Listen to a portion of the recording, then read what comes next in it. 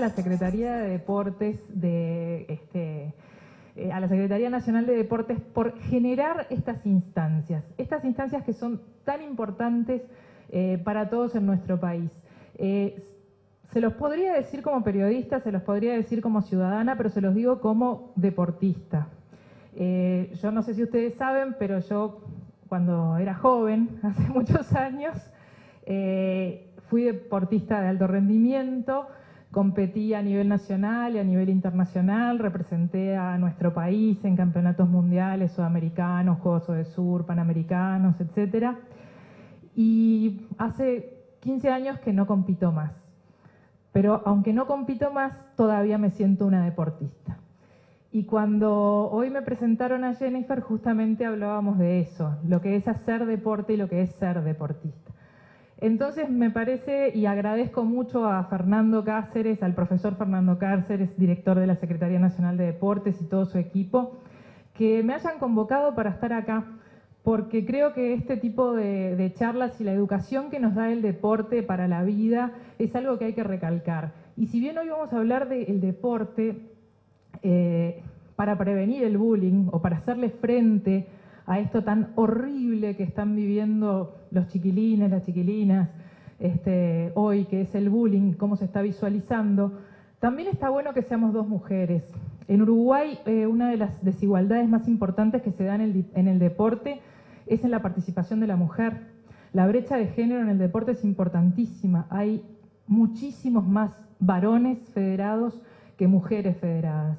Y si será importante que las mujeres estemos en el deporte, participemos activamente en el deporte como deportistas, como entrenadoras, como dirigentes, como árbitros, y me parece que también es una manera de combatir esa violencia, de combatir el bullying, pero también hay un componente de género importantísimo y que ojalá desde acá podamos también poner la mirada en eso.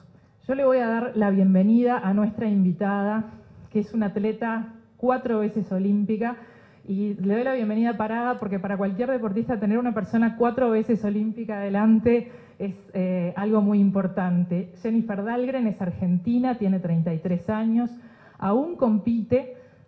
Le pregunté hace un ratito también una cosa que ella me cuenta, que a los deportistas a veces no les gusta que se los pregunten. ¿Seguís compitiendo? ¿Nuevamente vas a hacer el ciclo olímpico? Y uno se lo pregunta porque uno también se entusiasma con esas cosas, pero a veces esa pregunta al deportista lo puede agobiar un poquito y también podemos llegar a hablar de eso.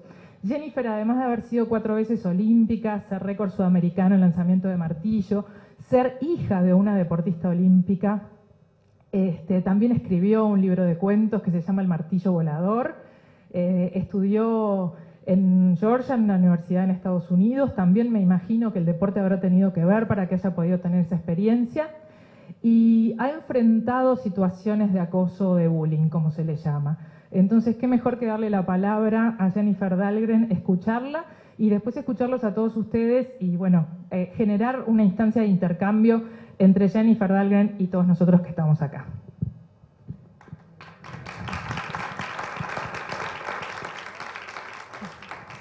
Hola, buenas tardes.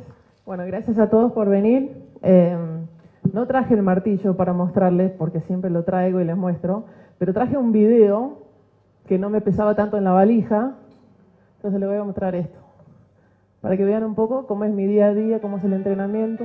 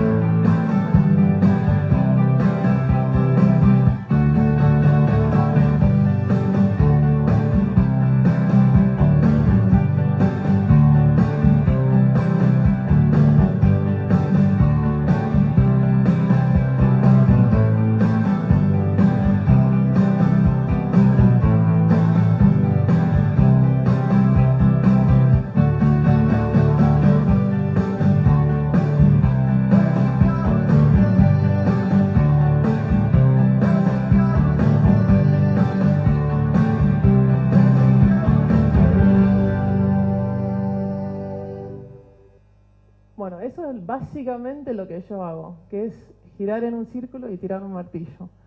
Pero hoy siempre me olvido cómo era esto. A ver. Esa. Bueno, ya creo que me dio una bastante buena introducción. Tengo que actualizar eso porque cumplí la semana pasada, así que ahora tengo 33. Hace casi 20 años que hago esto, que es lanzamiento de martillo. Estudié profesorado de inglés en la Universidad de Georgia, beca completa gracias al deporte. Fui a 4 Juegos Olímpicos, soy campeona sudamericana, iberoamericana y soy la record woman sudamericana con 73 metros, con 74 centímetros. Bueno, muchas medallas, muchos viajes y la verdad que sigo compitiendo porque lo sigo disfrutando. Es tan simple como eso. El día de mañana, cuando no lo disfrute más o cuando no tenga los resultados que yo quiero, ahí voy a analizar la situación. Pero también, como me decía, si yo me planteaba ir a Tokio. Pasa mucho en el deporte que siempre le damos tanto peso a los Juegos Olímpicos como que desvaloramos quizás los otros torneos. Y este año tenemos un sudamericano, tenemos un mundial que si yo logro clasificar, que ahora estoy a 82 centímetros, que no es nada, de clasificar, yo sería la única persona en la historia del atletismo argentino de tener 7 mundiales consecutivos, que son 14 años de mundiales, que es un montonazo. Así que esperemos que se dé. Bueno, y ahora les voy a contar un montón de cosas de mi vida profesional y deportista, pero quería que sepan un poco más de mi persona, además de autora. Hago judo. Empecé haciendo judo en realidad por todo este proyecto del libro que después les voy a contar. Me encanta cantar, soy malísima, pero lo disfruto mucho. Hago cerámica, hago crochet, me gusta pintar. Tengo 2 ahijaditos que para mí son mi mundo entero. Y siempre voy a ser esa tía loca que se mete en el pelotero, como que sin importar la edad, como que esa soy yo, para que me vayan conociendo. Bueno, y más allá de todas las medallas que gané y los torneos en los que participé, para mí que la escuela es una educación, es un colegio aparte, un colegio paralelo donde aprendemos muchísimas cosas. Y ha sido una parte de mi vida desde los 5 años. Y desde ese primer momento ya me estaba acompañando y enseñando y formando. Es una educación, además, que heredamos de nuestros padres. Mi mamá fue atleta olímpica, fue a los Juegos del Múnich en el 72 en los 100 metros con apenas 16 años. Y como que ese dato siempre se lleva a los Pero en realidad mi papá, pobre, que no fue olímpico, entonces no se lleva los méritos, pero mi papá siempre fue muy deportista. Me acuerdo de muy chica que lo íbamos a ver cuando jugaba al fútbol, jugaba en una liga, entonces todos los domingos los íbamos a ver, siempre jugaba al tenis, al golf. Y mi mamá, que quedó medio mal de las rodillas después de su carrera en el atletismo, era la super mamá que nos llevaba a todos lados, que nos llevaba con la vianda y las naranjas para el entretiempo y nos lavaba la ropa y teníamos los clavos y todas las cosas listas para hacer el deporte. Mi papá en realidad es el que iba a esquiar con nosotros y mi mamá nos esperaba en la base, pero siempre el deporte era como un evento familiar, desde que yo tengo memoria. Después mi papá pasó a ser nuestro entrenador, que por ahí no fue lo mejor que pudo haber pasado porque mi papá es bastante apasionado, pero eso no es para esta charla, eso lo vamos a dejar para otro momento. Pero en cuanto al deporte, siempre formó parte de mi vida y hoy por hoy yo soy la única de los 3 hermanos que hace el alto rendimiento, pero mi mamá va al gimnasio todos los días, mi hermano también, mi hermana corre, hace yoga, hace pilates, es como que todos lo llevamos de distintas formas.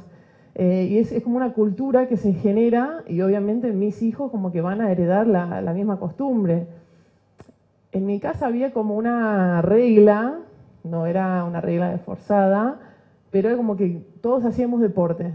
Podíamos elegir el deporte que nos gustara más, pero como que todos hacíamos desde re temprano. Bueno, mi vida de chica fue un desarraigo constante. Yo nací en Argentina y a los 2 años nos fuimos a Brasil. Ahí nace mi hermano menor y cuando yo tenía 5 años nos mudamos a Estados Unidos. Dentro de Estados Unidos nos mudamos 3 veces. Cuando tenía 13 volvimos a la Argentina, 4 años, volvimos a Estados Unidos, donde yo fui a la Universidad de Georgia, mi papá se fue a vivir a Singapur y mi hermana fue a hacer un máster en Escocia. O sea, por todos lados. Pero de chica, ¿qué pasaba? Obviamente cuando llegábamos a un lugar nuevo, mis papás nos inscribían en un colegio, como corresponde, pero también nos inscribían en un deporte, como les dije antes, nosotros podíamos elegir. Creo que los 3 en nuestra mayoría jugamos al fútbol. Y el deporte tiene un idioma universal que son las reglas del juego. Si vos sabés jugar, podés desenvolverte y empezar a compartir momentos con otros chicos sin tener que hablar ese idioma. Entonces me pasaba que por ahí no entendía un pepino lo que estaba pasando en el aula, pero fuera de la escuela estaba compartiendo y divirtiéndome y jugando, haciendo deporte con otros chicos. Entonces, desde muy temprana edad, el deporte era como mi mejor herramienta para conocer a personas y hacer amigos. Bueno, llegamos a la etapa que hubo un cambio muy grande. En todo este desarrollo que les cuento, yo cuando me mudé de Estados Unidos de vuelta a la Argentina, yo tenía 13 años.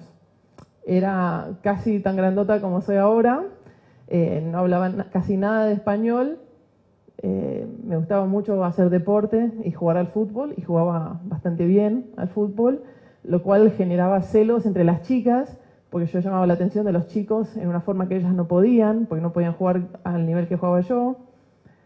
Pero fueron, creo que muchas cosas. Pasé de una cultura, una cultura en Estados Unidos, donde hay mucho más personas grandotas y mujeres deportistas. De repente en Argentina me encontré con que no, por ahí las chicas jugaban al hockey, pero solo el hockey. Y no se jugaba como con competencia, se jugaba. Y yo, viste, me daban el palo y yo quería salir a meter todos los goles posibles, como que era muy competitiva. Todos los chicos se conocían desde salita de 2. Y yo entré a los 13 años siendo gigante, que no hablaba español, que me gustaba hacer deporte. Me empezaron a tratar de machona porque hacía deporte. Y como que me empezaron a realmente hacer hincapié en esto del cuerpo y de mi diferencia, porque ya era más alta y más grandota que los varones en esa edad. Y bueno, instancias en el colegio donde me empezaron a medir la espalda con una regla, o yo me acuerdo un día entré del recreo y en el pizarrón habían dibujado una heladera de 2 puertas con una cabeza, 2 brazos, 2 piernas y arriba hacía Jenny, y yo entré y se estaban todos riendo de eso. O sea, como cosas gratis, ¿viste? Como que no es que yo provocaba.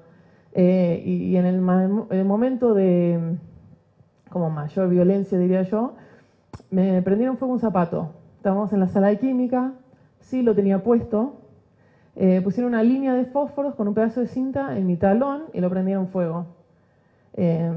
Imagínense que yo iba a un colegio privado con pollera, medias de nylon. Si eso llegaba a prender, hubiese sido otra de la historia, ¿no? Cuestión que en ese momento tuve la astucia de pisar con un pie el talón del otro para apagar el incendio.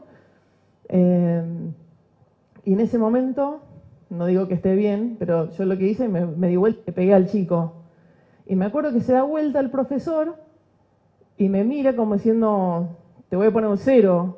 Y yo salté como a decirle, pero este me prendió fuego, y a la mitad de la oración lo miro a él, y él me miró con una cara de, por favor no digas nada, como de desesperación, ¿viste? Y yo dije, y no dije nada, me comí el 0 y la prendí al fuego. Es más, este acontecimiento yo como que yo digo que me lo olvidé, pero en realidad me lo bloqueé y no me lo acordé hasta los 30 años. Entonces fue algo tan fuerte para mí que ni siquiera lo pude hablar. Pero yo creo que eso es lo que te genera el bullying, ¿no? Es como que yo de más chica ya tenía inseguridades. Por ahí iba a la pileta con la malla y arriba me ponía la remera y así saltaba la pileta, como que no me quería sacar la remera. Entonces ya tenía mis inseguridades. Sí, era un poco gordita y era grandota, pero como que creo que hasta ese momento era más manejable, por ahí inseguridades que tienen todos chicos. Pero esto es lo que me pasó de los 13 años hasta los 17, me marcó muchísimo. Y además, bueno, nunca le conté a mis papás lo que había pasado, porque yo, de cierta forma, pensé que tenían razón en lo que me decían. Sí, yo sé que soy media gordita y yo soy grandota, y de fondo sentía que por ahí merecía lo que me estaban diciendo. Entonces, nunca dije nada, pero eso me marcó durante toda mi vida y hasta el día de hoy como que lo sigo teniendo que como procesar. Pero si un hombre me decía me dice soy linda, yo no se lo creía, pensaba que me estaba boludeando, como diciendo me estás tomando el pelo, realmente no se lo podía creer. Así que bueno, fue, imagínense, un trabajo de años y años y años hasta llegar más o menos a los 30 años, que fueron varias cosas que me llegaron como a dar vuelta a la página, que ahora después les voy a contar. Entonces, sin lugar a duda, estos 4 años fueron los más difíciles para mí, ¿no? Les cuento que mis papás y mis hermanos siguen viviendo en Estados Unidos. Yo cuando terminé la universidad me volví sola. Pero vos decís, ¿lo pasaste realmente mal esos 4 años y elegiste volver a vivir acá? Pero también fue la época en que yo empecé a hacer lanzamiento de martillo. Y en la pista yo encontré un espacio donde mi físico, que en el colegio era negativo, que era lo que usaban como herramienta para lastimarme, en la pista era mi ventaja. Yo entraba y con mi contextura física todos decían, wow, como que ella sí que puede salir adelante. Mirá la condición física natural que tiene. Entonces eso fue como el lado positivo. Y si bien yo lo pasaba en el colegio, lo pasaba mal, como que yo lo dejaba ahí. Y en la pista yo era feliz y me encontré con un grupo de amigos que eran todos diferentes, porque en el atletismo tenés de todo, o sea, son todos físicos muy diferentes, eran chicos que amaban el deporte igual que yo, y mi amor por el deporte era algo a ser halagado, no castigado. Entonces, realmente como que encontré como la primera curita, ¿viste? Es decir, bueno, tengo todas esas inseguridades y no me sentía linda ni nada, pero decía, bueno, por lo menos mi cuerpo me permite destacarme en esto. Y empecé por ese camino. Obviamente en el momento yo lo empecé a hacer lanzamiento de martillo porque me encantó. No es que ahora procesándolo de grande uno mira para atrás y dice, bueno, seguramente el momento que estaba pasando en el colegio ayudó a que yo me aferre más a hacer lanzamiento de martillo. Pero fueron momentos muy difíciles en el colegio, pero muy positivos en mi carrera. Y cada vez más me iba gustando más lanzamiento de martillo y fue como efecto bola de nieve, que todavía esa bola sigue creciendo de sueños, de objetivos, de posibilidades, de abrirme la cabeza y como que se abre y se agranda cada vez más. Todo por algo que empezó hace 19 años. Bueno, esta es la primera foto, les cuento, esta es Atenas en el 2004, tenía 20 años para mi primer Juego Olímpico, y cómo uno cambia, ¿no? Pero yo realmente quedé muy marcada y bueno, esto es lo que les contaba antes de cómo lo pasé y qué cosas hicieron posible que yo lo dé vuelta. No puse una foto porque no me pareció apropiado, pero hace 2 años me llamaron de ESPN que iban a hacer por primera vez en Latinoamérica el Body Issue. Para los que no saben, son fotos desnudas de atletas, para mostrar justamente los diferentes aspectos del cuerpo de atleta. Y cuando me llama mi amigo periodista, yo le dije, ni loca, no.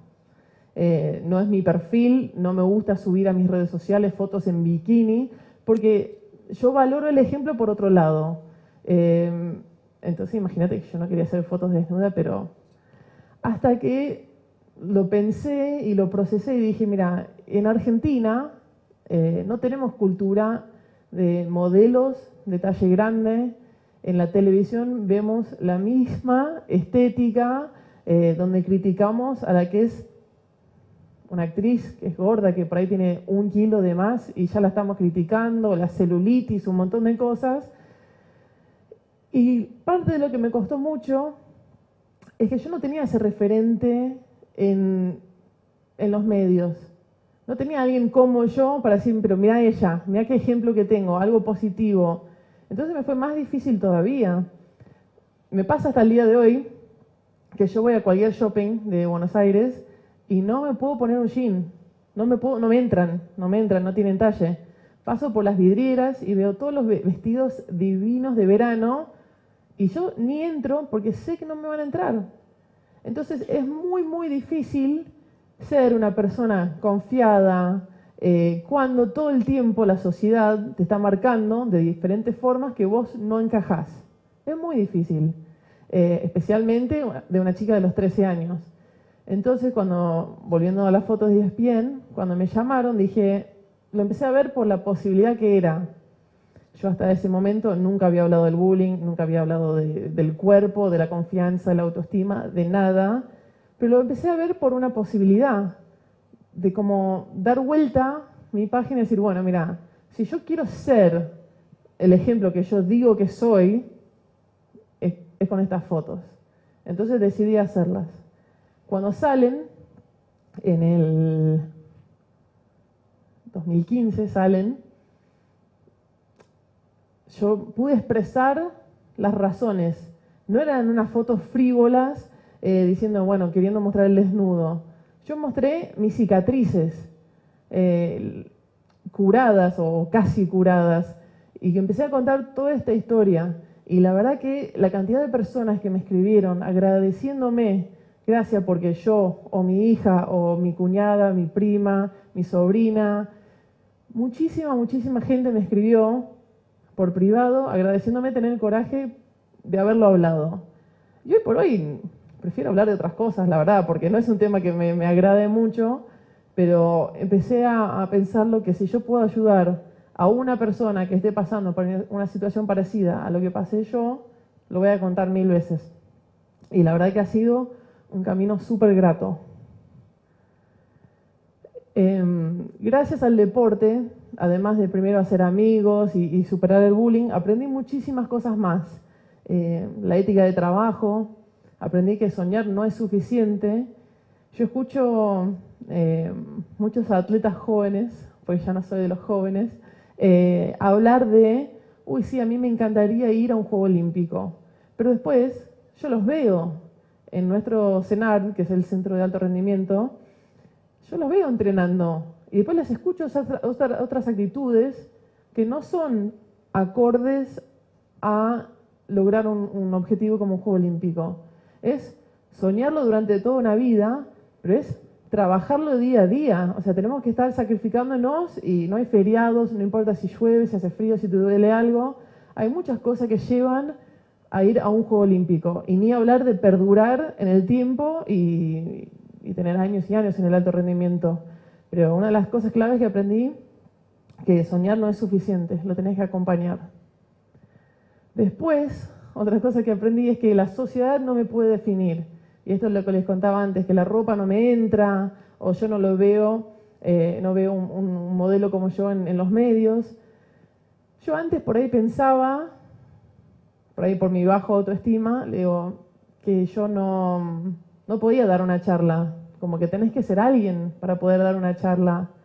Y no puedo escribir un libro, tengo que ser por lo menos campeona olímpica para escribir un libro. Y yo no puedo entrenar en top, tengo que ser una Barbie para... Como que todas estas condiciones que yo nunca era suficiente como para hacerlo. Y te digo que hace 3 años di un clic muy grande en mi cabeza, en mi actitud, en mi autoestima, en todo, y empecé a cambiar y dije, bueno, yo sí lo valgo, ¿y por qué no lo puedo hacer? Si nadie más lo está haciendo, y si yo tengo todo este recorrido, por ahí no tengo una medalla olímpica, pero mira todo esto que tengo de experiencia y de aprendizajes gracias al deporte, ¿por qué no puedo salir a contar mi historia? Y decidí que más vale yo definirme que dejar que la sociedad me limite, porque yo les cuento que soy mucho más feliz siendo mi mejor versión, que es un poco exuberante, que siendo como encajando en algo que me define la sociedad. Y por ahí lo más importante que aprendí es que siempre me tengo que comparar con el espejo y no con la televisión. Bueno, esto va un poco más al lado deportivo específicamente. Les voy a contar uno de los picos y valles de mi carrera. Para el 2011, mi carrera iba en ascenso, iba lanzando cada vez mejor en los torneos más importantes, y en el 2011 yo clasifico para la final dentro de un campeonato del mundo. Fui la primera mujer argentina en hacerlo. Fue el año antes de un Juego Olímpico, y eso implicó para mí un boom de presión, de medios, de atención, de sponsors. Piense que yo empecé haciendo el lanzamiento de martillo, no empecé buscando fama o dinero, igual el dinero todavía no lo encontré, pero reconocimiento, lo hice porque me gustaba y mediante los resultados llegué a ser una persona reconocida. Pero del 2011 para el 2012 me paraban en la calle para pedirme fotos. En Buenos Aires, que somos, no sé, 11 millones, por ahí ahora somos más. Y para mí era súper halagador, pero no, tampoco lo supe manejar, porque de repente sentía muy mirada, que todo el mundo estaba como expectante de qué iba a hacer yo, y toda la gente que me deseaba suerte, yo sentía que le debía algo. Como que, bueno, ahora no los puedo decepcionar, tengo que lanzar bien. Pero me acuerdo que era marzo del 2012, piense que los juegos son en agosto, era marzo y por todos los medios, además, ahora que me llamaban los medios, yo sentía que no podía decirles que no, porque iba a quedar como una agrandada. Entonces, bueno, para difundir el deporte y tratar de acomodar a todo el mundo, yo estaba dando todas las notas que me las pedían a las 11 de la noche un domingo, que venían tres cámaras a mi entrenamiento, o sea, tenía cero tranquilidad. Y era marzo y yo quería que se terminen los Juegos Olímpicos, no quería saber más nada. Y era marzo. Imaginen lo quemada que llegué para agosto. Y el día de la competencia, yo entré con el peso del mundo encima, que no me había pasado. O sea, Londres fue mi tercer Juego Olímpico, y antes no me conocía a nadie, vivía en Estados Unidos por un tiempo, pero Londres era como que de repente el éxito del 2011 me catapultó a otro nivel de exigencia de todos lados. Y lo que tuve que aprender en Londres es que cuando yo entro en esa jaula, tengo que entrar sola, sin las expectativas o las presiones ajenas y sin mis propias presiones. Porque yo siempre, seguramente pasa en Uruguay también, cuando juega la selección argentina, somos muy críticos de nuestros jugadores. Y digo, pero si nadie quiere ganar más que ellos. Bueno, lo mismo me pasaba a mí, o sea, yo soy la que más quiere que me vaya bien. O sea, yo soy la que trabajó para llegar a este punto. Y después a veces cuando no sale, es muy difícil para el atleta. Es más, bueno, les cuento el resultado final. Tiré 3 nulos, tenemos 3 lanzamientos de clasificación y yo tiré 3 nulos. Pero porque cuando entré al estadio no podía ni respirar, mucho menos lanzar. Estaba como paralizada por las presiones que yo sentía. Entonces después de esto fue hacer todo un duelo del resultado, porque ¿vieron que dicen que el deporte te da revancha? Es mentira, yo les voy a contar, es mentira. Porque vos podés entrenar 4 años o toda una vida para un día, una clasificación, un resultado, y si vos no lo supiste aprovechar, se pierde. Sí puedes tener otra oportunidad de otro Juego Olímpico o lo que fuere, pero ese momento en el tiempo lo perdiste, lo desperdiciaste, y es muy difícil de tragar, pero es muy importante también en el proceso saber que, bueno, mirá, en Londres tiré 3 nulos, me fue mal. Obviamente estuve meses súper bajoneada, que tuve que procesar y aprender qué había pasado para que no vuelva a pasar.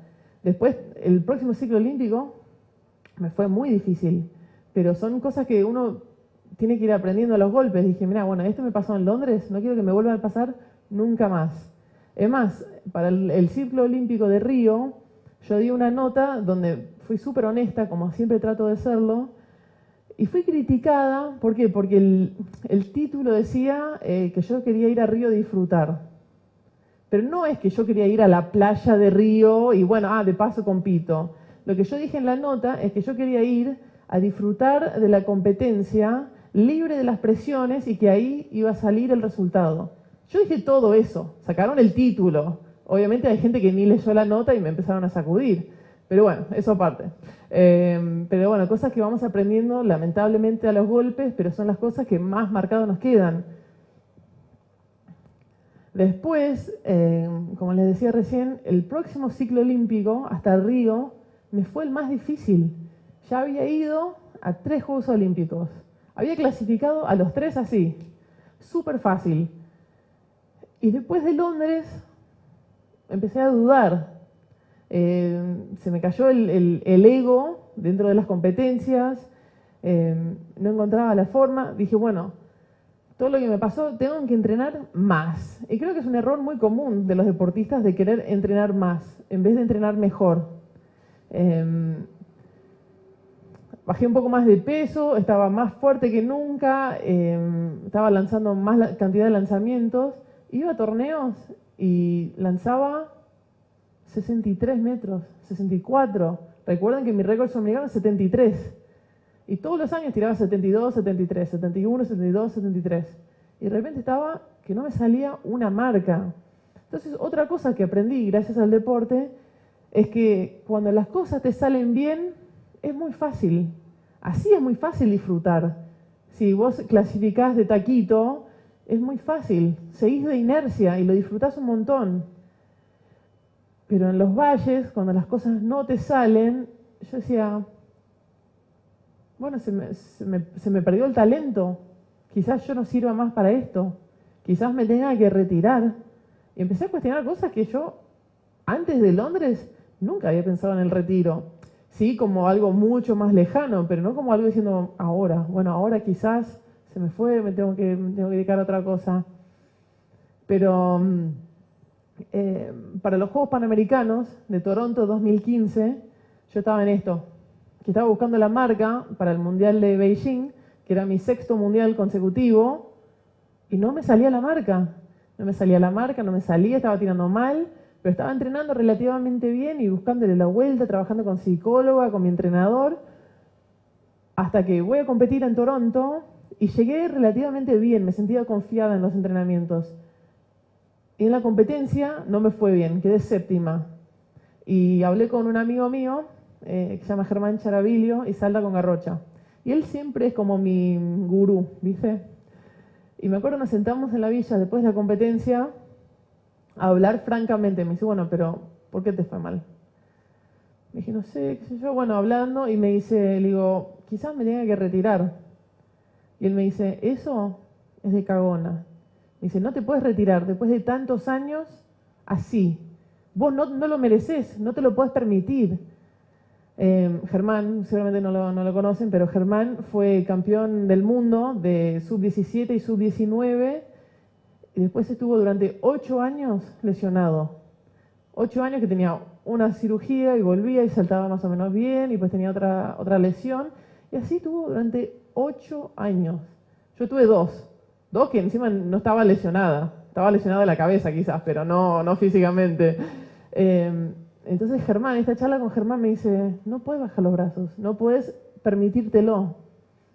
Viene mi entrenador, faltaban 2 semanas para que cierren el cupo antes del Mundial de Beijing. Y me dice, ¿qué quieres hacer? Le dije, volvamos mañana a Buenos Aires, vamos a buscar la marca porque yo sé que estoy para hacerlo. Volvimos y me fui a Santa Fe y tiré 70 metros, que era la marca para el Mundial. Y a la semana volvimos acá a Buenos Aires y tiré 72 metros, que 71 era la marca para Río. O sea que en 2 competencias clasifiqué a los 2 torneos más importantes.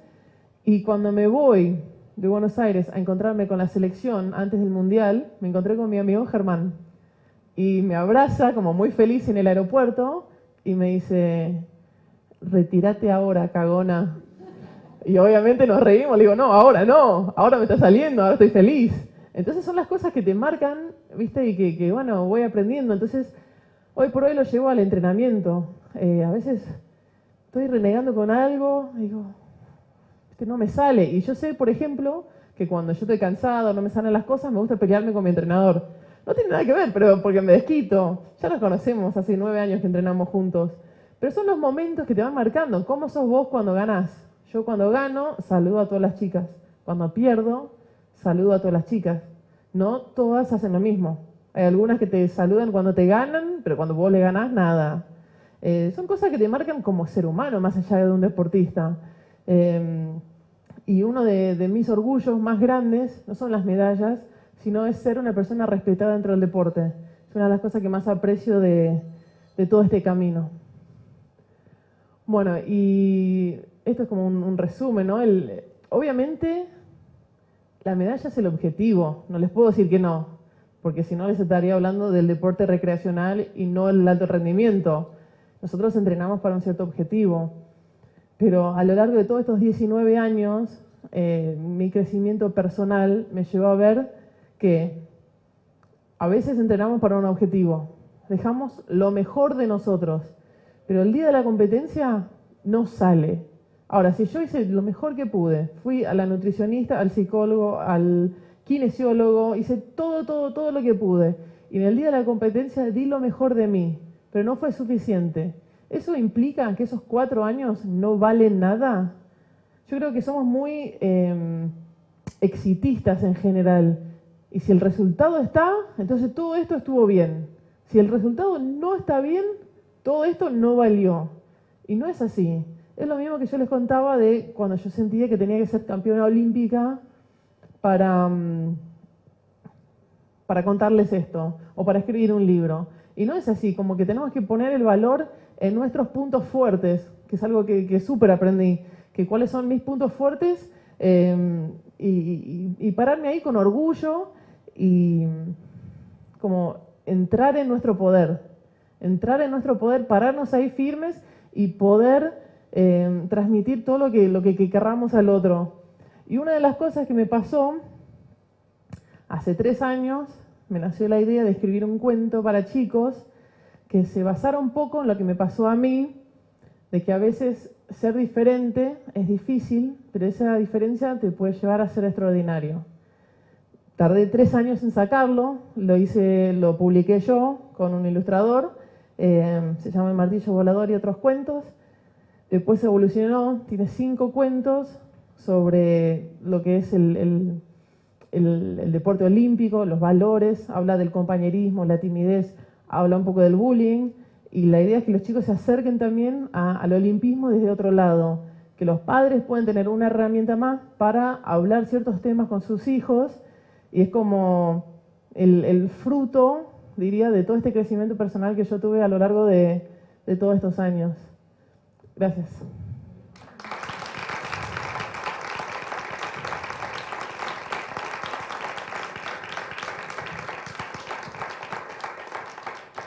Muchas gracias. La verdad que está buenísimo que escucharla a Jennifer y pensar, ¿no?, que algunas cosas, creo que todos los que estamos acá que hicieron deporte alguna vez nos pasó. O sea, a todos nos pasó alguna vez de tener ese valle después de 3, 4 años de entrenamiento, de preguntarnos hasta dónde podemos seguir, si estamos en este camino, si somos buenos para esto, por qué lo estamos haciendo. Y bueno, y todos los otros cuentos de la escuela y la machona y todo eso, por lo menos a mí me tocó también. La verdad que me encantó escucharte. Y tendría muchísimas preguntas, pero me parece que estaría bueno que las preguntas vinieran de parte de ustedes que están allí y que los miraba mientras Jennifer hablaba y se los notaba muy animados. Así que me encantaría que alguno rompa el hielo con alguna pregunta.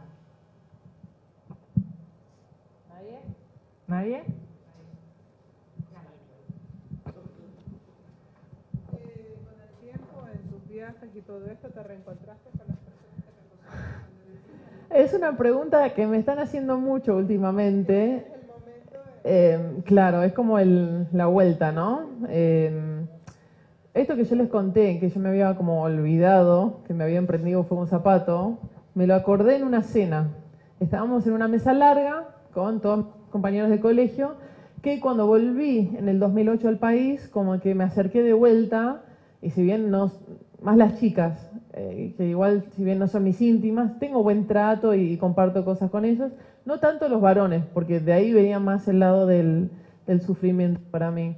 Y me acuerdo que estábamos en esta cena, y adelante mío estaba el marido de una amiga mía. que también había pasado por situaciones muy heavy de bullying. Y empezamos a hacer ¿quién da más? Un retruco de, bueno, pero a mí me hicieron tal cosa y a mí me hicieron tal otra. Y yo dije, sí, a mí me prendieron fue un zapato. Y es como que ahí me cayó la ficha y me lo acordé. Y cuando lo dije, el pibe que me lo había hecho estaba sentado en la punta. Obviamente no fue que le tiré tipo la jarra, ¿viste? Pero después, esto yo lo he contado en una charla TED, en todas las notas, como que lo cuento muy públicamente, y de todos los chicos que fueron al colegio conmigo, uno me escribió y me dijo, Jenny, mira, leí una nota, y además fue hace años, que lo que te pasó en el colegio, si yo fui partícipe y te hice sentir mal, realmente te pido disculpas. Y él no había tenido nada que ver, pero fue el único que me escribió y se hizo cargo de la posibilidad de. Porque esto, como que hablándolo, hay muchas instancias en que la gente no se da cuenta.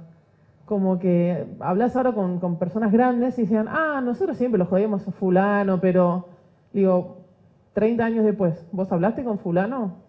Porque por ahí él lo estaba pasando realmente mal y para ustedes era un chiste, pero para él no. Así que no, para contestarte, uno que no tenía nada que ver fue el único que se hizo cargo de una posible situación.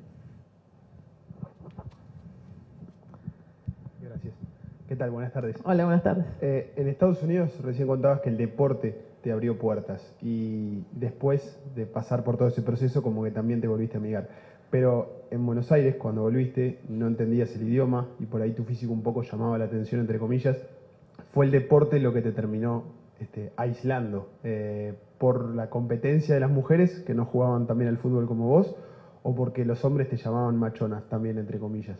¿En algún momento te enojaste con el deporte, con la práctica en sí, o decidiste dejar todo y simplemente hacer una carrera, tener un trabajo más normal, digamos? Lo que ahora de grande me arrepiento, porque en un momento los chicos me dejaron dejar jugar con ellos. Me dejaron jugar, ponerle en un campamento que teníamos cancha grande y era 11 contra 11, le metí un gol, a un cañonazo le metí que le rompí la red más o menos.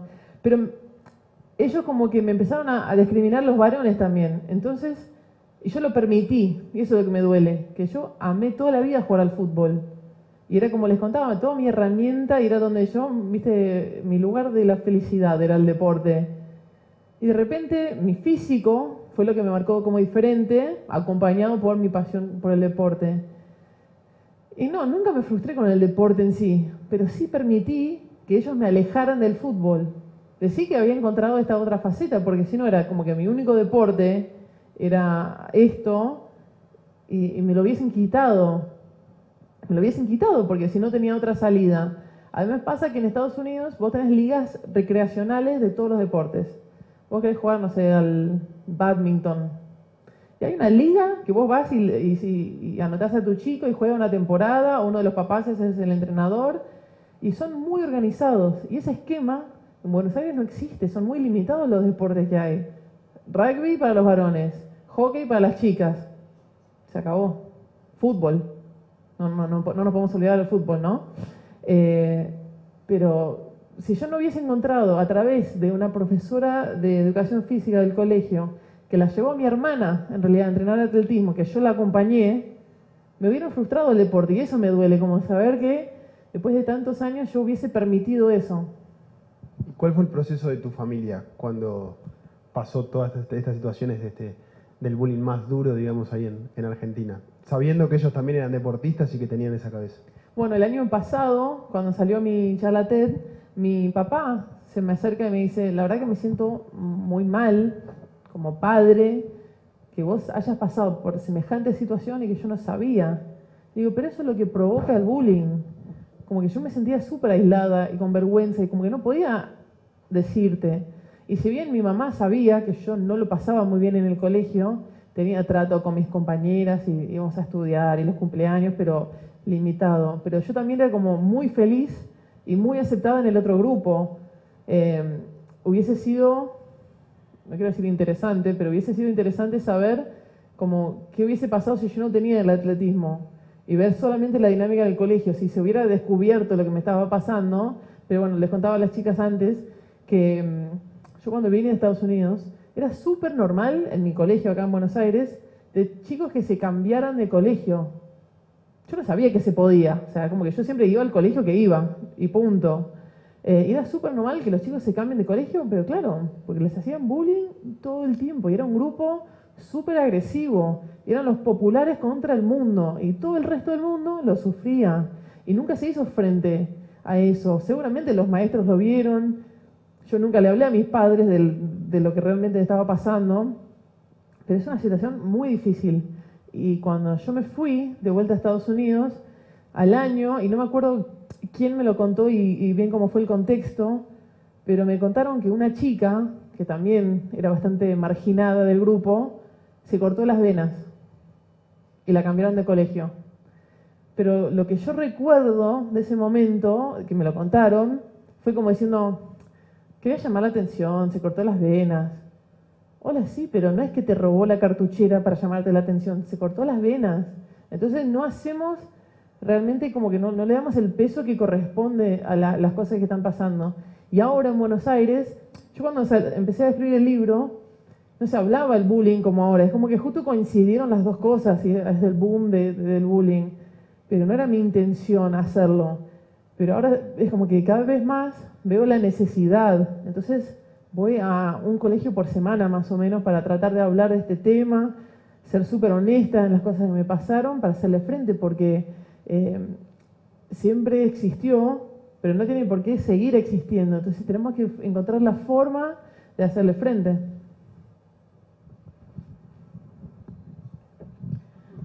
Buenas tardes. Buenas tardes. Felicitaciones porque la verdad que este es un puntapié inicial el que tuviste en tu país, y para muchos de nosotros es una luz roja, ¿no? Que si bien el tema lo conocemos. Mi pregunta está en decirte, ¿qué nos aconsejarías tú a los docentes que estamos en docencia directa y que permanentemente trabajamos con el cuerpo y tenemos diferentes alumnos, cada uno con su capacidad diferente, en el sentido, algunos más hacia el atletismo, su perfil diferente? Sí. ¿Cómo poder encarar con ellos esas diferencias que se dan en el día a día en una clase común, para que no se sientan como te sentiste tú? No sé si me expliqué bien. Sí. El tema es que yo te voy a contestar lo que yo pienso, pero o sea, solo te puedo contar como de mi experiencia, tampoco soy como a ver, licenciada ¿qué en tenemos bullying. los docentes? Los docentes, ¿en qué fijarnos? ¿En qué detalle, por ejemplo? Para qué mí cosas es que el sufrimiento paulatino, porque una cosa es un chiste, bueno, así como que pasa, pero el chico creo que realmente lo está pasando mal, se ve. Entonces yo ahora cuando voy a los colegios y le hablo directamente a los chicos, siempre le hablo como de las tres patas que tiene el bullying, ¿no? Está el bully, que es el agresor, la víctima, y después está el testigo. Pero muchas veces en nuestra sociedad el testigo habilita, porque calla, no dice nada. Y muchas veces con la tecnología filma, lo sube a YouTube, donde la humillación es potenciada por 1000. Son muchas cosas. Entonces, a mí me gustaría, por ejemplo, volver a mi colegio y agarrar el preceptor, la maestra, la directora y preguntarles, ¿ustedes realmente nunca vieron nada de esto? Esta chica que se cortó las venas, ¿nunca vieron un síntoma antes? Y la verdad, justo veníamos hablando en el auto de esto y digo, ¿cuál es la razón del bullying? ¿De qué nace? Yo no tengo la respuesta. No sé si es algo, viste, básico en el ser humano, como un darwinismo de el más fuerte que aplasta a los demás para marcar su lugar en una estructura social. La verdad que no lo sé, porque además, habiéndolo sufrido, me parece totalmente innecesario. Y hoy por hoy, como deportista, desde mi humilde lugar, yo siempre trato de hacer hincapié en que yo quiero ser diferente, quiero ser mi propia versión, quiero compararme con el espejo y tratar de no mirar siempre para afuera, porque yo siento que la comparación siempre va a matar la felicidad. ¿Por qué? Porque vos tenés una remera más nueva que la mía, pero porque yo no tengo la nueva zapatilla, porque fulana tiene y yo no soy así. Entonces, como tratar de ser auténticos a nuestras personas. Es lo que yo siempre trato de transmitirle a los chicos. Y a veces me escriben, me dicen, uy, quiero ser como vos, genia. No, tenés que ser como vos, potenciate, pero sé como vos. El otro día fui a la tienda de Nike, donde van todos los atletas, y la chica, súper amorosa, me levanta una remera y me dice, esta la usó una de las leonas, una de las chicas que juegan al hockey, y después todas las chicas me la pidieron, ¿la querés en tu talle? Digo, no, a mí dame otra. Como que si esa es la que usan todas, yo quiero otra. ¿Entendés? Entonces, es muy difícil igual en la adolescencia, porque en la adolescencia todos queremos ser iguales, queremos ser aceptados por nuestros pares y sentimos que lo tenemos que hacer mediante la igualdad de todo, de inteligencia, de astucia, de moda, de todo. Queremos ser clones, entonces es muy difícil como transmitirle el mensaje que yo tengo, que logré después de tantos años, a un chico, o sea, a una Jenny, a los 15 años. Yo no sé si mi mensaje hubiese llegado, pero sí la hubiese trabajado como diciendo, tenés que aceptarte por cómo sos, porque si vos no te aceptás, el otro no te lo va a hacer nunca. Y hoy por hoy, yo soy feliz y no me importa si me aceptan o no. Pero fue un mensaje como que muy duro que lo logré. No sé si te respondí muy bien la pregunta. No, de nada. Hola, buenas tardes. Buenas tardes. Primero que nada, felicitaciones por la charla, a los organizadores. Y un poco en la misma línea que la docente, la pregunta apunta a otros que estamos también alrededor de la situación, que somos los papás. Digo, ¿qué es lo que te parece como consejo, obviamente personal, de que los papás deberíamos ver, analizar, digo, para detectar cambios de conducta, comportamiento, lo que sea, sin perjuicio de que hay otros profesionales a quienes consultar, pero desde tu punto de vista, ¿qué es lo que considerarías que se le podría reclamar en el buen sentido a los padres, de qué es lo que tienen que observar como para poder ayudar a que no se institucionalice este tipo de conductas, que en definitiva, como todo, terminan en el anonimato y sufriendo, haciendo todo un proceso interno que tú claramente lo has descrito? Sí. Y le sumaría además si, en tu caso personal, todo este avance y estas vallas que has ido superando fueron por tu propia voluntad o recibiste ayuda de algún otro profesional o gente que te acompañó a sobrepasar el momento. Gracias. Bueno, buena pregunta. Igual no sé si hubiese funcionado, pero por ahí lo que me hubiese gustado, porque yo, como les conté, yo siempre me sentía súper aislada y como con mucha vergüenza para hablar de esto. Entonces mi mamá sabía que yo tenía inseguridades, pero no sabía a qué nivel. Entonces yo lo que por ahí aconsejaría a los padres es buscar un puente de llegada para hablar de ciertos temas, porque no necesariamente es el bullying. Hay mil cosas que le pueden pasar a los adolescentes que les cuesta a ellos hablar con sus padres, porque por ahí el padre en esa época no es cool. O sea, no, como que yo no hablo con mis padres, yo hago la mía, como que están en ese momento de independencia que quieren resolver por sí mismos, pero hay muchas cosas que no pueden todavía. Y en un puente, ¿en qué te digo? A veces un puente es un libro, una película, una charla, una nota que leíste en el diario, como para facilitar el diálogo. Siento que por ahí eso es lo que me hubiese ayudado a mí. Tener algo como de acercamiento, ¿viste? Yo sabía que mis padres siempre estuvieron y siempre están para hablarles, pero en ese momento yo estaba en una isla, sola, y lo que necesitaba era un puente para saber llegar, y lo fui, para responderte la última pregunta, lo fui construyendo básicamente sola. A lo largo de los años, con, no sé, los hombres que me iban diciendo, vos sos linda, vos sos linda, vos sos linda, tenía la validación externa, pero no la sentía interna. Pero a veces de escucharlo, como que me daba, viste, un granito de arena para ir sumándole a mi puente de llegada, de poder llegar a vivir en un mundo pleno, donde yo me sentía mucho más mí misma y con el coraje de contar y hablar de básicamente cualquier cosa al público, al descubierto. También trabajé con psicólogas pero siempre fue más por el lado deportivo, pero bueno, en el psicoanálisis y en el alto rendimiento, si solo tratás la superficie, no vas a avanzar. Tenés que como tratar el lodo y decir, bueno, pero ¿por qué tu confianza en la competencia no está donde corresponde?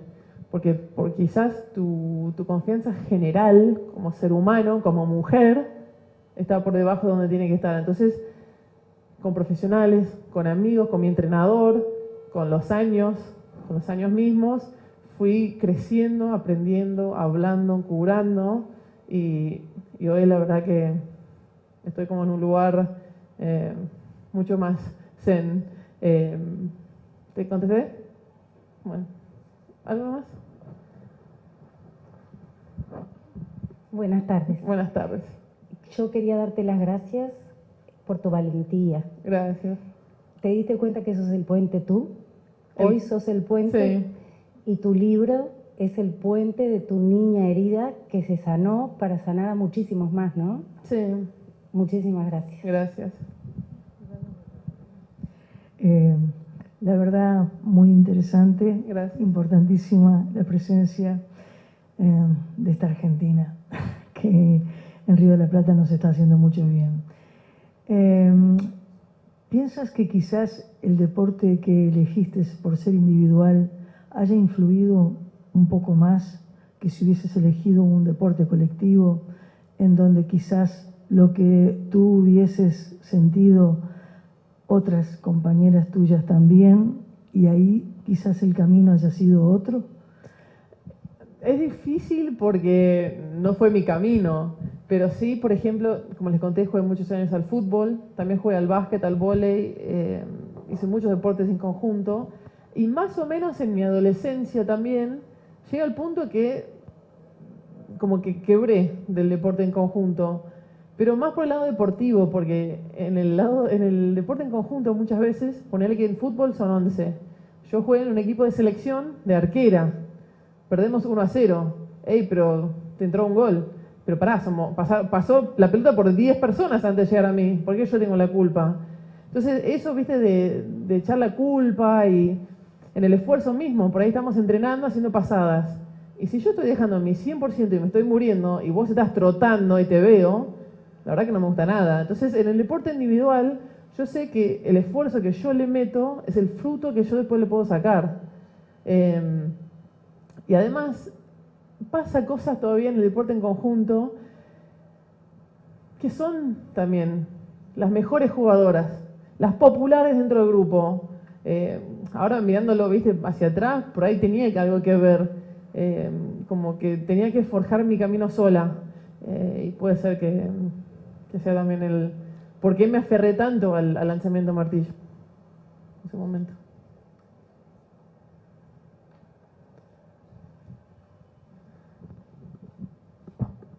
Hola. Hola. Divino, es todo lo que decís, la verdad que me reemocionó. Gracias. Nada, quería preguntarte qué fue y qué es el deporte para vos. Para mí el deporte fue y es muchas cosas. Si te lo digo en general, el deporte es mi vida, me ha formado como persona, me ha abierto las puertas profesionalmente, me ha abierto la cabeza en cuanto a las experiencias en el mundo.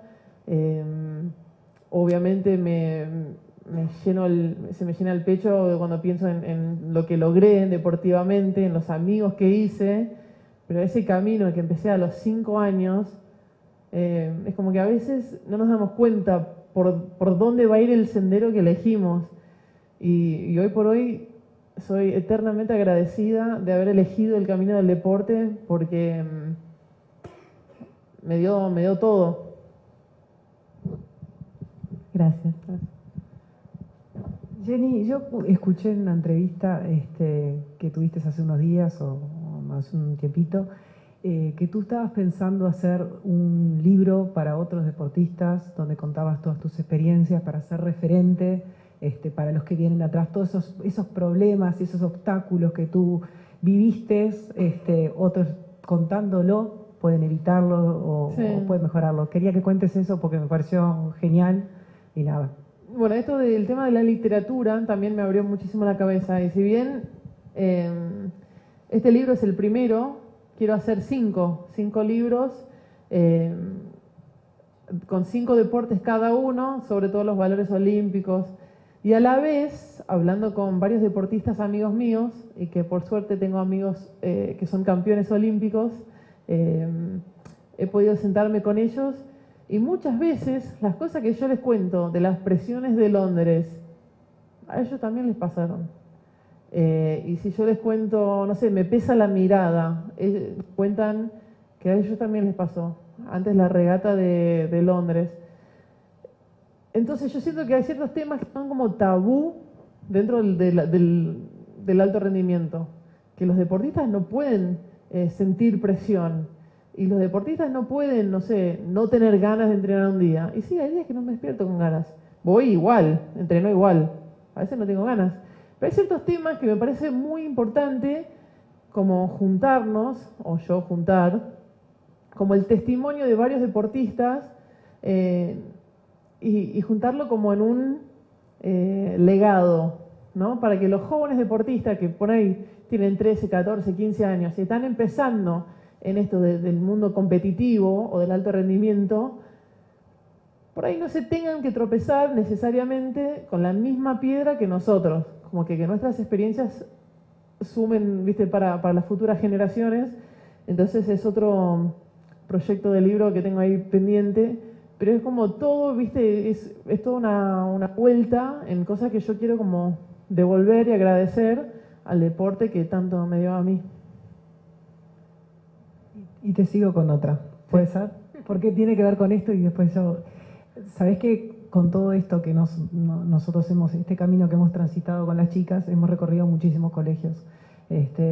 Y la primera pregunta que les hacíamos cuando le traíamos el bullying, decirle, mirá, voy a traer una deportista que va a hablar del bullying. Ah, sí, en otros colegios pasan, pero ¿sabes qué? A nosotros no nos pasa, pero sí, en otros colegios pasa. Creo que me cuesta pensar que eso no es así. Eso nos atraviesa a todos, le pasa a todos los colegios. ¿Por qué va con lo que tú decís ahora? Porque es algo que a mí me cuesta entender cómo no podemos lograr un protocolo entre todos los colegios, porque a todos les pasó un poquito, alguna experiencia en esta situación del bullying. Y si todos nos contáramos esa pequeña historia de lo que les sucedió, tendríamos un protocolo, como tú decís, tenés un ejemplo para futuro para los deportistas para que no tropiecen con la misma piedra. ¿Por qué no logramos hacer, con respecto al bullying, a lo que todos conocemos y todos vivimos y los que tenemos tantos ejemplos, lograr un ejemplo, un protocolo, un librito donde la gente, los colegios, los docentes, los padres, todos puedan aprender e intervenir, ¿no? Yo creo que la gran traba que están teniendo todos, porque yo te puedo asegurar, yo he ido a hablar en 2 años a más de 30 colegios.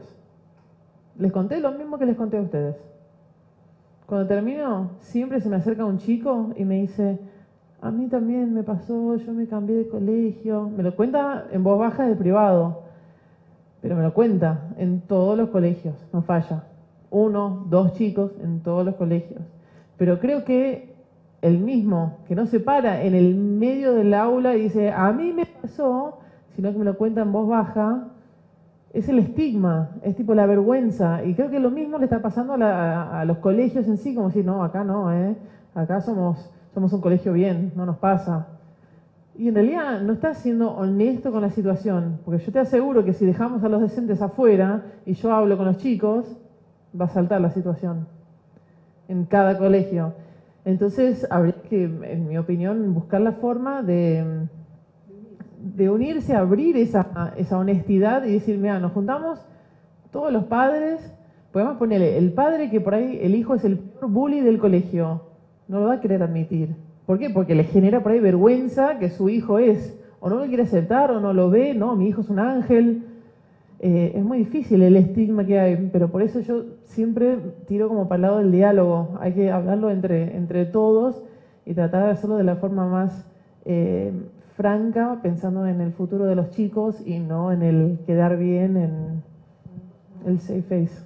Perdóname. Hola, ¿qué tal? Buenas Hola. tardes, Jenny. Volviendo más a lo deportivo y viendo esa foto que que está ahí en pantalla. Una pregunta como más de la prueba. ¿Qué pasa por tu cabeza cuando entras a la jaula, cuando pisas el círculo? ¿Cuáles son tus sensaciones y qué sentís en el momento de lanzar? Mira, el sábado pasado estuve compitiendo en el CENAR en un torneo metropolitano y los primeros 2 tiros horrible. Encima estaba televisado por TIC. O sea, me estaban televisando a mí únicamente porque el resto del torneo como que no había mucho nivel. Fueron a filmarme a mí. Yo dije, ¿qué estoy haciendo? Bueno, entonces me concentré y en el tercer tiro le pegué un grito, pero no es que yo grité después. El grito me nació.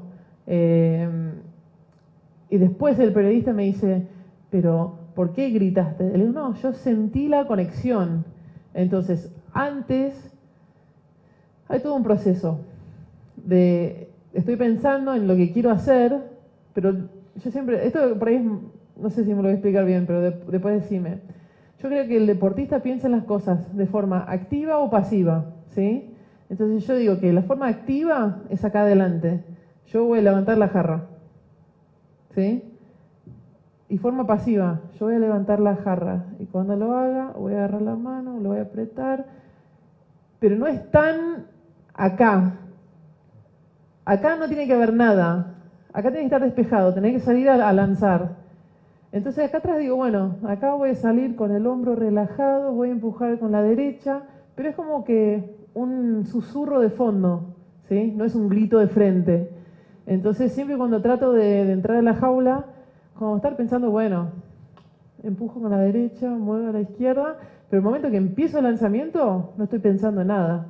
Porque en el momento de la competencia es para dejar que tu cuerpo haga lo que vos lo entrenaste para hacer, no para estar pensando y corrigiendo. Para el pensamiento activo tenés los torneos. Después eso tiene que pasar al fondo y tenés que salir a dar lo mejor, a colgarlo, digo yo. ¿Me expliqué? Sí. Muchas gracias. ¿Perdón? ¿Qué pasó con el tercer tiro? Tiré 70 metros, fue mi mejor marca en 2 años.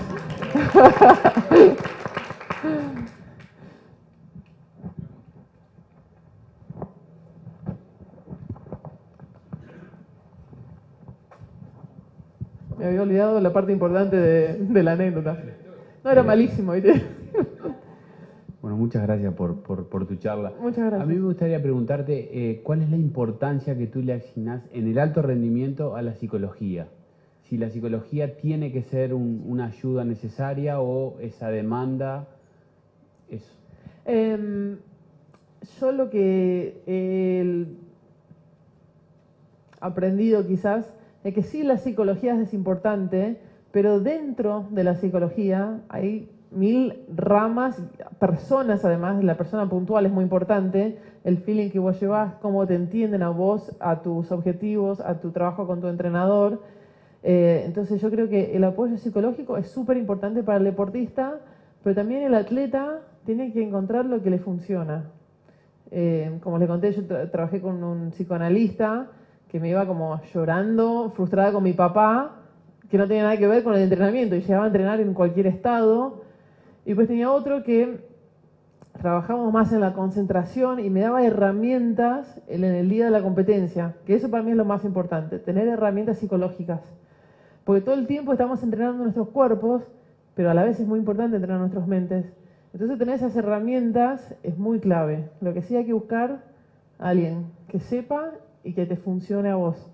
También en una época hice mindfulness, que no sé si saben lo que es una meditación, estar en el presente. Entonces vos registrás los ruidos externos, registrás el cansancio que tengas, pero es como un pensamiento pasivo. Entonces lo registrás, pero estás presente en el presente. También lo hice aplicado al deporte, que fue interesante, pero no sentía que me había dejado herramientas.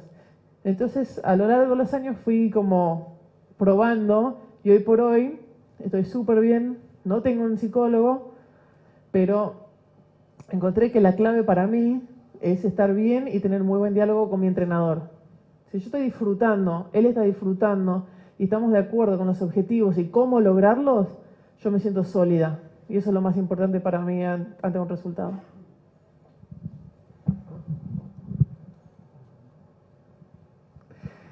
No, ya que mencionaste el tema del entrenador, la figura del entrenador, me pareció que a lo largo de la charla y del recorrido de tu peripecia personal aparecían varios actores, pero la referencia del entrenador fue muy puntual, muy fugaz. Y me interesaba saber cuán decisivo fue en ese proceso de fortalecimiento de la autoestima y de recuperación de una autovaloración personal importante. Quizá fue el único entrenador que has tenido, no lo sé porque... he tenido 3. El primero que tuve fue Andrés Charadía, que fue un lanzador de martillo en Argentina, y él fue, o sea, los primeros 3 años que yo estaba en Buenos Aires, pero eso fue mucho más de iniciación y no era todo el contenido, era más que yo vaya a la pista y me divierta y aprenda un poco a lanzar martillo. El segundo fue en la universidad, pero ya en la universidad pasé como otra etapa personal, y en los 4 años que estuve en la universidad la rompí toda. La verdad que me fue súper bien. Igual allá hice un trabajo con un psicólogo también, con muchas herramientas, y había un grupo grande. Entonces, en ese momento la contención era el grupo de lanzadores con los cuales yo entrenaba todos los días y no tanto el entrenador. Él obviamente me llevaba en los torneos, pero el que mayor aporte me ha dado fue Marcelo, y quien es mi actual entrenador, que entrenamos hace 9 años juntos, y que también es mi amigo desde el 2004. Cuestión que es una situación difícil cuando a veces nos frustramos, y les conté que a veces me gusta pelearme con él para desquitarme, pero después me es muy difícil como amiga sentarme a comer un asado con él, porque me cuesta separar un poco las cosas. Pero Marcelo y yo además somos personas muy distintas, donde él es un hombre, ¿cómo te lo explico? Como rudo y a veces testarudo, y yo soy una persona hipersensible y que a veces necesito que me digas, bueno, bien, Gordi, estamos bien, y Marcelo no es así. Entonces, a veces entre la diferencia encontramos un piso común, y así fuimos como construyendo. Obviamente nos equivocamos muchas veces, pero es una persona que me cuida lo más que puede en cuanto a lo físico, pero también a lo personal, pero no teme decirme las cosas. Y a veces vamos a discutir y no vamos a estar de acuerdo, porque por ahí yo pienso que tenemos que, no sé, hacer esto y él piensa que tenemos que hacer lo otro. Entonces discutimos en metodología, pero siempre tenemos buen diálogo. Entonces el día de mañana, no sé, discutimos por algo y yo sé que por ahí yo le hablo mal o él me habla mal, y yo le voy a decir, che, al final me hablaste re mal, y me va a decir, te pido disculpas. Y como que en ese acuerdo seguimos, porque es como que no hay mala intención. Entonces eso es lo más importante, tener una relación sana con él. Y Marcelo, la verdad que me ha ayudado muchísimo en mi crecimiento personal y deportivo. Jenny, felicitaciones, realmente me encantó tu charla. Muchas gracias. Y quería hacerte una pregunta. Me parece muy bien lo que dijiste de que hace mal compararse con los demás, ¿no? Si nos comparamos con los demás siempre va a haber mejores y peores que nosotros. Y nosotros en Uruguay tendemos siempre a compararnos con los demás, donde salimos generalmente perdiendo, porque Argentina, Brasil son más grandes que nosotros y tienen más posibilidades. ¿A ti te ha pasado o conoces a algún deportista argentino que comparándose con Europa, por ejemplo, donde tienen mejores condiciones para entrenar, ellos los puede haber afectado de alguna manera o cómo lo han enfrentado? Nos ha pasado que a veces en cosas de infraestructura y de implementos no tenemos lo que necesitamos. Pero yo lo que siempre digo es lo que a mí más me duele es cuando se nos escapa la tortuga, ¿no? Un día llego al gimnasio dentro de nuestro Centro Nacional de Alto Rendimiento Deportivo y no podía entrar al gimnasio. Estaba cerrado ese día porque ninguna de las 3 puertas tenía picaporte. Por eso estaba cerrado el gimnasio. Por eso yo no podía entrenar. Cosas así realmente me molestan porque si bien yo entrené en la Universidad de Georgia, que teníamos un gimnasio nuevo de $14 millones, teníamos 20 tarimas con 20 barras olímpicas y 400 discos. Era un lugar de lujo, pero yo no me sentía bien anímicamente, yo no me sentía como que ese era mi lugar en el mundo. Y cuando volví a la Argentina, en ese momento, el gimnasio tenía una plataforma y una barra. Y por ahí éramos 3 personas compartiendo esa barra, entrenando juntos, y había que descargar y volver a cargar si hacíamos diferentes kilos, pero se podía entrenar. Eso es lo que a mí me frustra con el deporte amateur, que no hace falta tanto. Para lanzar martillo, para desarrollar una escuelita, no es tanto la infraestructura, es el valor humano. Es el... ¿Cómo se llama esa canción? El creer que se puede y querer que se pueda. Esa es la clave para mí. Entonces muchas veces nos vamos afuera, pero nosotros como deportistas, no sé, en Italia, por ejemplo, hay un centro de entrenamiento y nosotros no comparamos las máquinas millonarias de ultrasonido que tienen para rehabilitación. ¿Sabes lo que le envidiamos nosotros? El baño de hielo. Tiene una bacha así, que constantemente está vaciando el hielo, vos te metés ahí hasta acá, te recupera las piernas. O sea, le estoy envidiando una máquina de hielo a Italia. Cosas que podemos tener fácilmente. Entonces, esas cosas son las cosas que me duelen a mí en lo personal, cuando comparamos con afuera.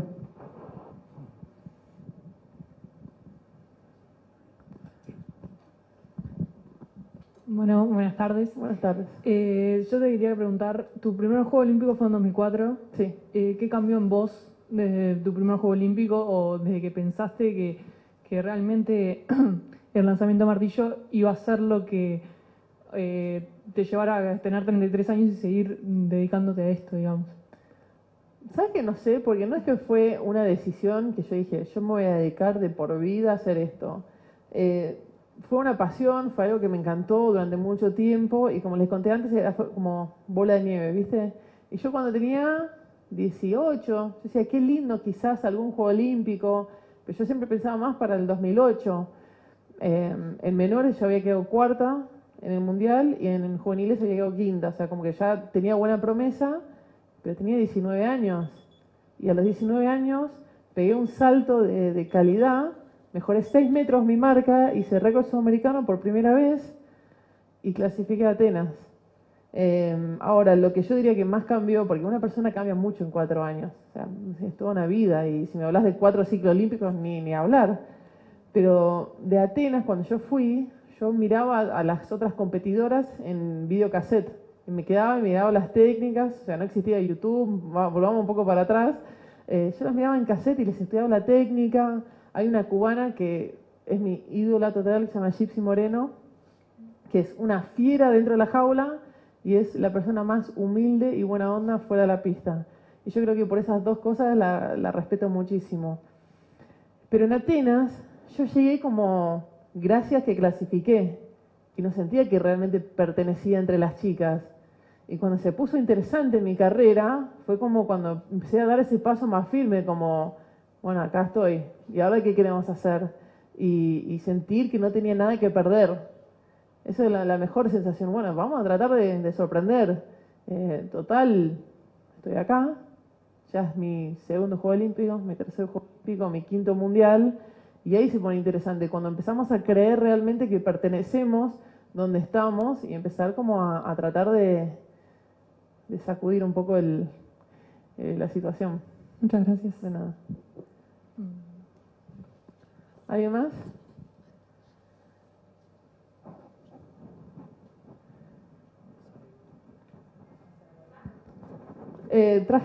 Traje algunos, no tengo muchos, así que canten PRI. No, les pedimos que los asistentes a la salida pasen a firmar el registro de que estuvieron acá. Y les agradecemos nuevamente por habernos acompañado, por haber aportado todas estas preguntas, porque la charla de Jenny fue súper interesante, pero creo que las preguntas y las inquietudes le enriquecieron muchísimo, porque surgieron otros temas que tienen muchísimo que ver y que de repente no habían quedado dichos, pero bueno, se reafirmaron, así que les agradecemos muchísimo haber estado, haber participado. Y bueno, Jenny, además de agradecerte, felicitarte por tu carrera deportiva y por esta otra faceta de la carrera deportiva. Yo siempre digo que Yo soy arquitecta, soy periodista, soy madre de 2 hijos, he estudiado un montón de cosas y mi escuela principal de vida ha sido el deporte. Es algo que lo que me enseñó todo fue el deporte. Entrenar, levantarme temprano, tener una metodología, tener una ética del entrenamiento, y esas cosas es difícil que las consigas en otros lugares, es difícil que otras escuelas sean escuelas de vida tan integrales como lo son el deporte. Por eso comparto lo que vos dijiste y me alegro mucho que lo hayamos podido compartir hoy todos los que estamos acá. Muchas gracias. Gracias a ustedes.